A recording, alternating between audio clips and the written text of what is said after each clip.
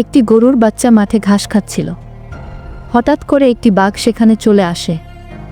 গরুটি দূর থেকে তা দেখতে পায় এবং তৎক্ষণাৎ বাচ্চাকে বাঁচাতে ছুটে যায়।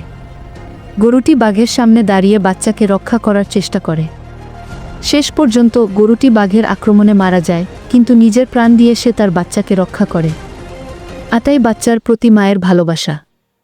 গল্পটি ভালো লাগলে সাবস্ক্রাইবই করে দিয়েন। পানির জন্য লড়াই।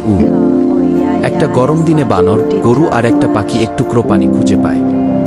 তারা প্রথমে লড়াই শুরু করে, শেষে একে একে সবাই ভাগ করে খায়। বার্তা: ভাগ করে খাওয়াই আসল বুদ্ধিমত্তা। ভিডিওটি ভাল লাগলে এরকম আরও ভিডিও পেতে চ্যানেলটি সাবস্ক্রাইব করে দিয়েন। এক গাঁয়ে রহে এক গরু। সে অনেক দিন ধরে আদর কইরা এক টুকরা জমিতে মরিচ চাষ করতেছে। মরিচ গাছগুলি ফুলে ফুলে ভরা। গরু খুশিতে সকালে উঠেই গাছগুলা দেখে। একদিন হঠাৎ গাছপালার ভেতর থেইকা একটা দুষ্টু বানর আসে।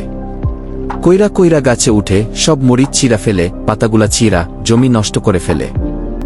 গরু দেখেই দৌড়ে আসে, কিন্তু বানর ততক্ষণে দৌড়ে গাছে উঠে পালায়। গরু কষ্ট পায়, কিন্তু ঠিক করে আবার নতুন করে মরিচ লাগাইব। সে ভাবে হার মানলে চাষি হওয়া যায় না।